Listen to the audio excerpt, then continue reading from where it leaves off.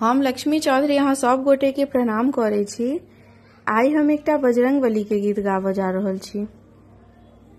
आशा करे छी जे गीत नीक लागत और गीत नीक लागत तो चैनल के सब्सक्राइब करब और एहि गीत के अधिक से अधिक शेयर करब। धन्यवाद।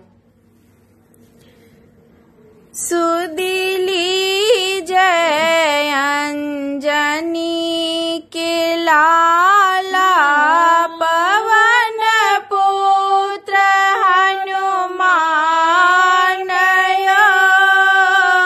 सुदिली जय अंजनी के लाला पवन पुत्र हनुमान यो।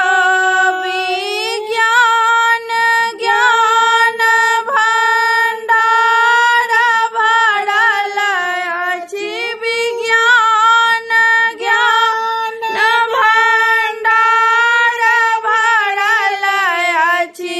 शक्ति के छी दाता यो।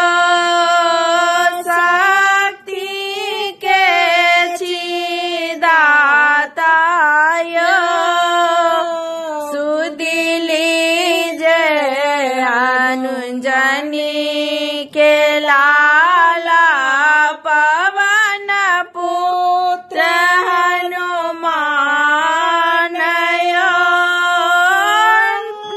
छन छन रूप देखाय रहल छी। छन छन रूप देखाय रहल छी। राम चरण रखवार यो। राम चरण रखवार यो।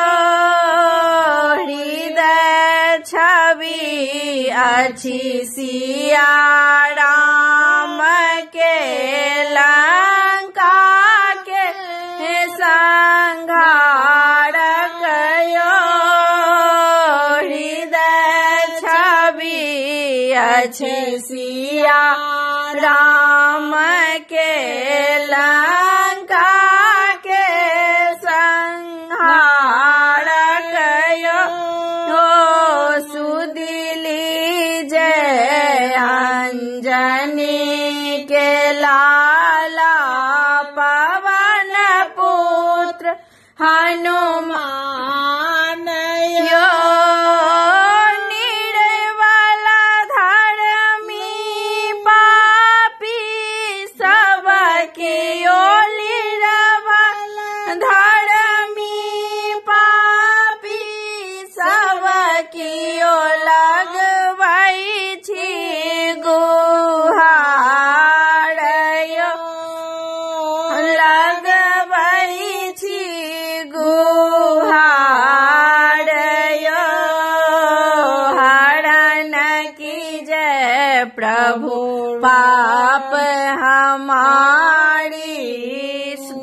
नाश की जय संताप यो।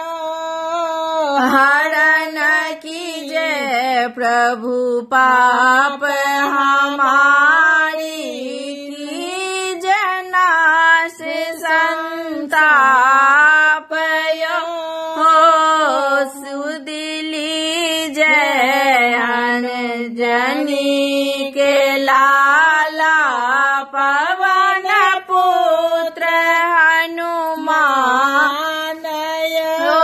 विज्ञान ज्ञान भंडार भरल अछि। विज्ञान ज्ञान भंडार भरल अछि। शक्ति के छी दाता यो। शक्ति के छी दाता यो।